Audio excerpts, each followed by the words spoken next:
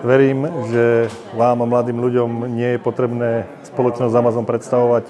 Sme jeden z najväčších zamestnávateľov na svete. Aktuálne zamestnávame okolo 1,7 milióna pracovníkov po celom svete a distribuujeme položky prakticky po celej Európe a celom západnom svete, čo sa týka Spojených štátov amerických.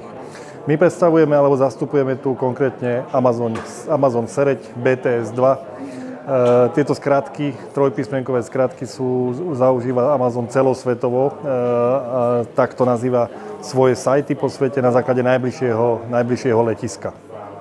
V Amazone Sereď sa venujeme reverznej logistike, to znamená opačná logistika, akú možno poznáte, čiže my nie sme smerom od nás k zákazníkovi alebo koncovému užívateľovi, ale opačne práve od zákazníkov Amazonu smerom ku nám, kde položky naši zamestnanci ohodnocujú a určujú, čo sa s danými položkami bude ďalej robiť. To znamená, či sa budú predávať ako nové, alebo za nejakú zvýhodnenú cenu, alebo bohužiaľ aj likvidovať, ak prídu zničené. A čo by som odporúčal dnešným absolventom, mladým ľuďom v rámci budúcnosti? Hlavne sa ničoho nebať.